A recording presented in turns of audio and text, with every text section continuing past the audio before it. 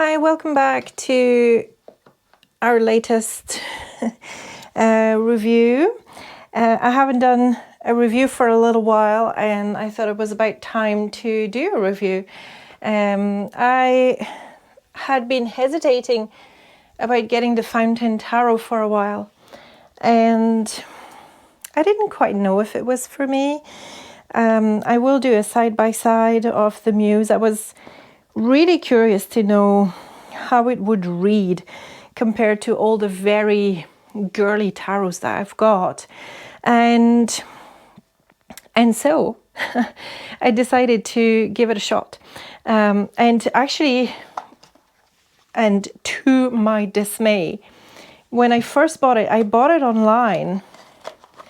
And this was the photo that this was how much I saw, and I should have seen that actually the F or the fountain wasn't written in the holo, but it was so fast, you know, that I didn't really know what I was buying, so it ended up being fake, and I'm really sorry about that. And when I received it, I flicked through it, and even though it's a good fake, it's a fairly good fake, I thought the quality of the print was lacking, especially when you get into all the yellows, all the wands, particularly the wand suit was sorely lacking in the fake, so I can't find it just now. I can't find any of them. So there's the Ace of Wands. So very, very quickly, like within a day or two, I think it was within a day, actually, within a 24-hour period, I thought, okay, well, keep those for releasing and for new moon ceremonies and that sort of thing, you know, because they're the ones that you're going to burn or drown. That's a terrible thing to say, but and get yourself the real one, because I do believe in artist remuneration, as you may imagine. So for me, it was kind of inconceivable to just stay with the fake and not purchase the genuine article, if that makes sense. For me, it was very important to have the genuine article, and I must say I have been delighted. So I received it not very long ago, but I thought rather than doing an unboxing, I would give you really my first few impressions. I thought I wouldn't like it because it's a very male tarot. You get a very young male style vibe about this tarot, so I wasn't sure at all that I was going to like it. So it comes in a flip box, which has like a magnetic closure. And unfortunately, the message there for me is upside down. So it must be like a bad batch. You're the voice and the breath of the universes. And I thought, oh, okay. And then as in the fake, there's the little card that says, you know, we hope the Fountain Tarot brings you joy, clarity, and inspiration.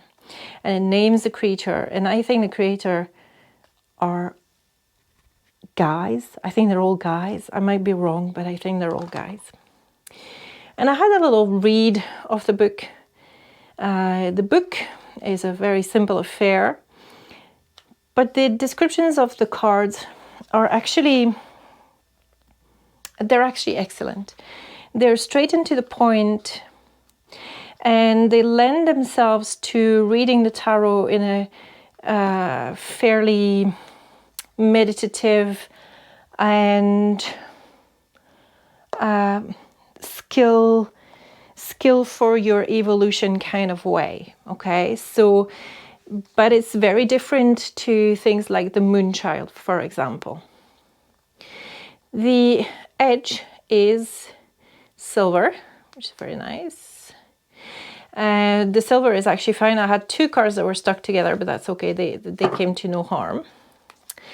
And I'm just going to flip through it, and hopefully it's going to pick up the colors accurately. This is almost chalk art or almost watercolor art, so I don't know how it's going to fare with the lighting in here.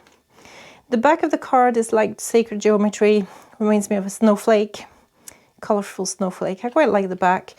They're fully reversible, and actually the guidebook gives you the reverse meanings of the cards. So you start with the Fool. And one of the things straight away that jumped at me is how much movement there is in the cards. So you can really feel the movement of energies. And oh, I adore the Empress. I wanted to see this one when I saw it in the fake deck, in the copy deck. I wanted to see what the original looked like. The Emperor I have picked already many times in this deck.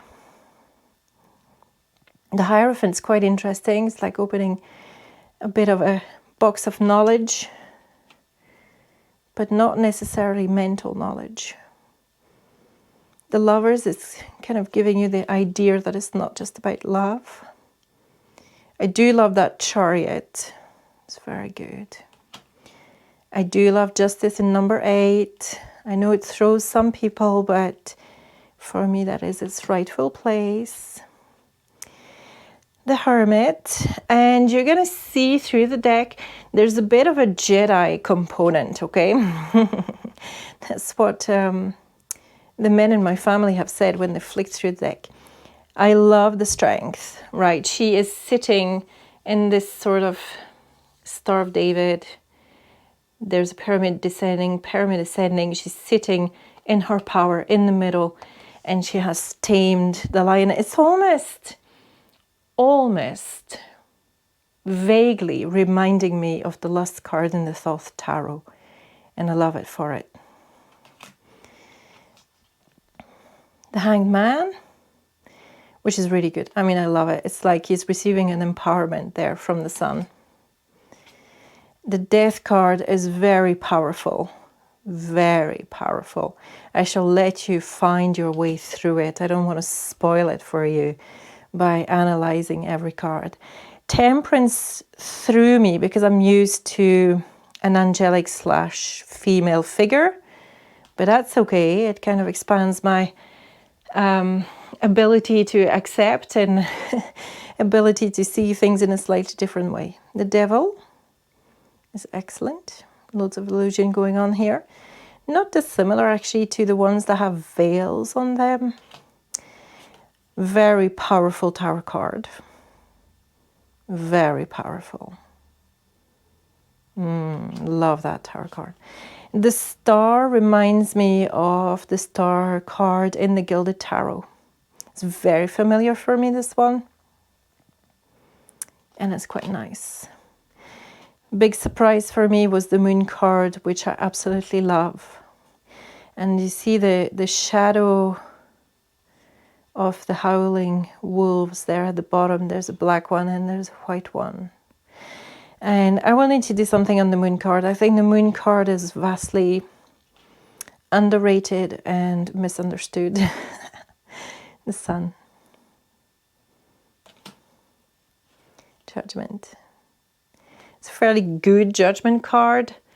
I don't read Judgment so much that way, but you can still read it as Awakening. I haven't pulled it yet, so I don't exactly know what the guidebook says. Now, the World is not my favorite. I think her expression is kind of wrong. It's not one of contentment. It's almost pained, so I'm not really a great fan of this World card. But I love the Fountain. In fact, I might substitute the World for the Fountain. There's an idea. Now, there's the Ace of Wands, so let me put that away so that it doesn't distract us so much. Okay, so there's the Fountain, the Ace of Wands, which, as you can see, the contrast of the colors is so much better in the real deck, even though it's the mass market deck. And you can see the Jedi element with all the lightsabers happening, and the wands are very male, very, very, very male. And I guess it stands to reason because they do tell you that it's male energy. So that kind of stands to reason. I think even this one is a guy. I think that the Six of Wands is actually one of the harder cards to read in this deck. I do like this one. And I adore the Eight of Wands.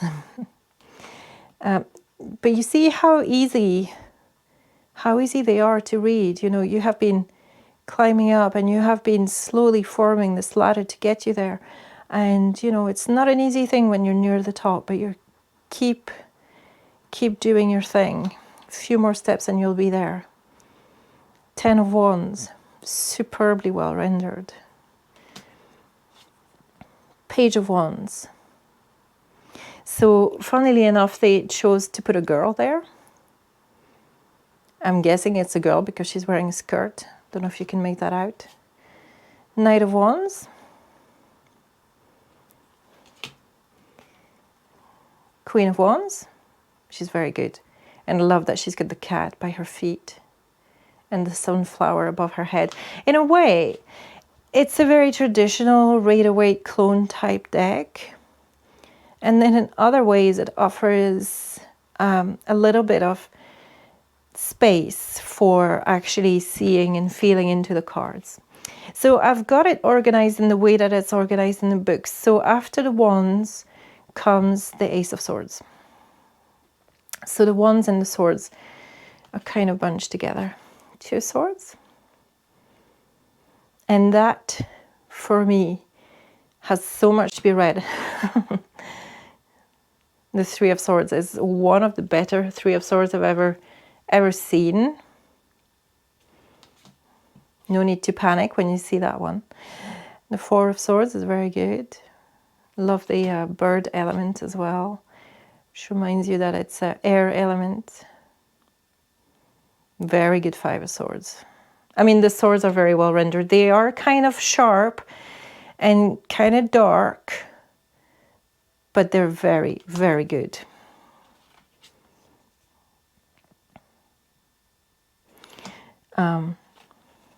This one is a little bit on the worrying side, but I see it. I see it. I see why. And this one, I see why. Nine of Swords. Ten of Swords. I do like that the swords have kind of disappeared, and so is the person. This person is disappearing from this situation. This is not irrevocable. And then the page, I cannot get over that page because I see Harry Potter and it's distracting me. But I love that the Knight and the King have this rainbow. That speaks to me.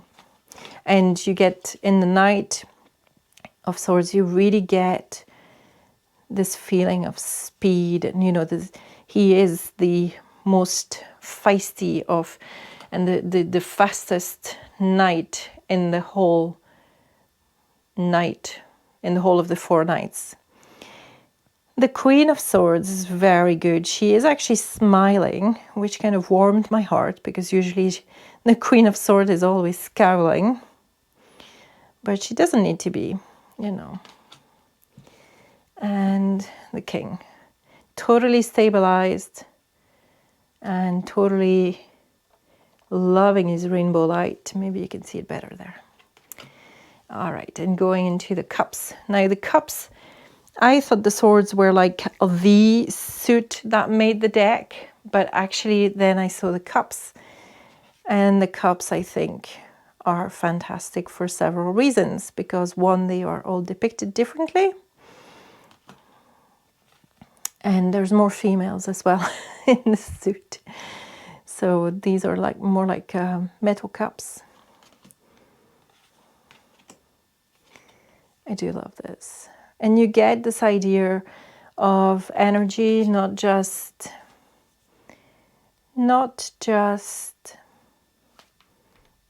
emotion. And I like that these are just more like drinking cups. So they're more casual. And so are these. And the way the colors have been used are quite evocative. Now, if you love your singing bowls, like me, then you're going to be loving these cups there on the 7. And look at that. This is a very optimistic 8 of cups, I think, as far as I'm concerned. Because there's no strife. There might be a little bit of a sadness element, but there's no strife. You know, everything is kind of really stabilized, and we're just going towards a new dawn, new day. And these are just fading away. The old cups are fading away. And look at that, crystal ball lovers. This guy's pretty happy. Maybe he's going to do a sound bath. 10 of cups. So these guys up there are like dancers. The page is really sweet. She's like, she's infusing the cup with energy. I really do like it. The knight is not bad. He's kind of balancing stuff, which is kind of giving him a slightly different outlook to the usual. And the queen is very good, you know, for the self-nurturing.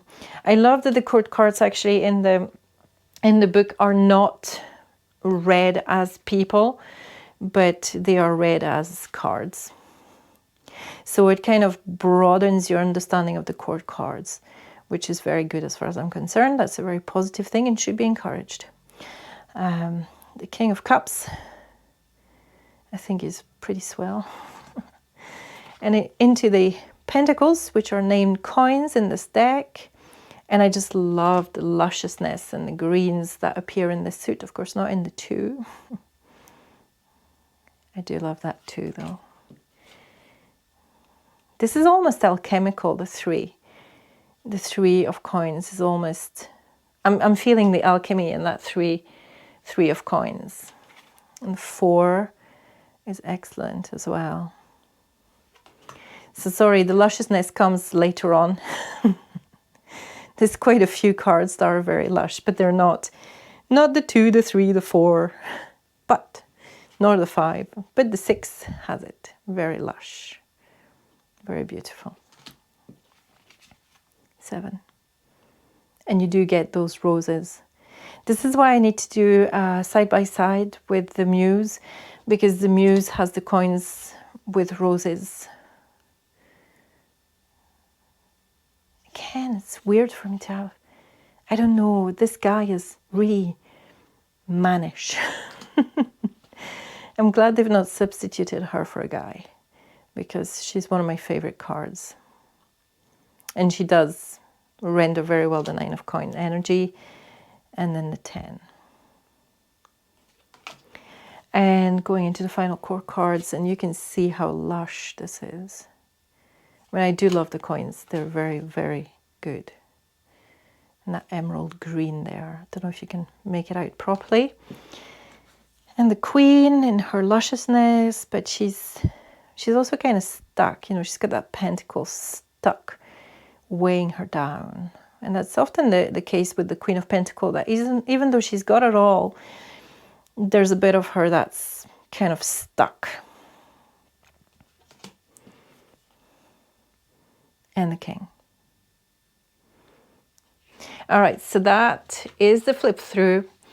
If you are on the fence about this deck, I would advise you to get it. I think Amazon has a promo, certainly in the UK at the moment. I hope it's not just my Amazon that has the promo. Do play around with it. Do get it if you're looking to expand your understanding of the tarot, just because it's very Rider Waite in some ways, but it also gives you a bit of an opening. So I'm just going to give you, even though I still find that the moon is lacking. So let me grab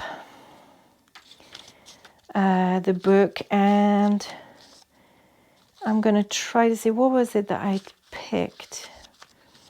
I can't remember. 9 of Cups, I think it was. 9 or 10. And you know that the Nine of Cups is very often your wish card and your... there you go. This is your wish card, the wish coming true. Hope you can see it. Let me check. Yeah.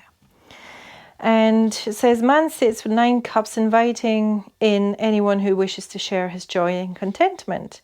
Often known as the wish card, the 9 of Cups is a moment of emotional fulfillment and satisfaction, a powerful card of giving and receiving. As he reflects back on the events and choices that brought him here, he gives thanks. And this element of giving thanks is actually new in the 9 of Cups. There isn't always that gratitude, that thanks. As the phrase goes, joy shared is happiness returned. You have been blessed, and now is the time to welcome others to the table. It wasn't the one I picked, but that's quite good. It kind of illustrates the point I was trying to make. I'm wondering. Nope, I cannot mind. The moon description was lacking, so I won't bother reading it just now. The Emperor was good. Symbol of it, and each of the cards actually has like a subtext. So, you know, the Empress is the abundant creation. Oh yes, I think it was the Empress that I really liked. Standing in her lush, fertile garden. The Empress invites you to water your new creation with love and patience. So we're departing from just giving birth and growing a baby, but we really are talking about manifestation, creation. The soil is rich, and if tended carefully and thoughtfully, the harvest will be abundant. As the ultimate mother, she will nurture you through the unique moments of each particular stage of growth, through the cycles of life, death, creation, and destruction. Relax into the safe glow of her embrace and begin what there is to begin. Now is the time to act. Okay, so I do like that a lot, and I'm going to read you the Queen of Cups. I think is the one that I picked that I quite thought was quite good. Queen of Cups. Let me see if I can find her. There she is. Very beautiful indeed. And the text is motherly devotion. The Queen of Cups is the quintessential mother, warm, devoted, and compassionate. She anticipates your every need, knowing your thoughts and feelings almost better than you do. She has experienced many things. She knows the pain that escorts love and the failure that accompanies success. The Queen of Cups knows your depth and what you're capable of, and more importantly, she believes in you. She is your biggest fan, encouraging your greatness and holding your dreams safely and eternally in her heart. So, for me, that's the kind of energies that you would expect to be receiving if they're like, this is in a position of external influence, okay? But it's not necessarily going to be a person, although it could be a person. But it could also be describing some of the energies that you have, or some of the capacities and abilities that you have within yourself. So, I don't know, I just find it quite open. Yeah, and I do like the subtexts as well for all of the cards. I find those very good. And thing that I forgot to mention, there is a sample reading, an interpretation, and there are a few card spreads as well. So anyway, I think that's probably enough for now, and giving you a taste of the Fountain Tarot. Maybe I'll do a sample reading for you later on at some later date. Please like and subscribe, because this helps me a lot, and I will see you very soon for another review.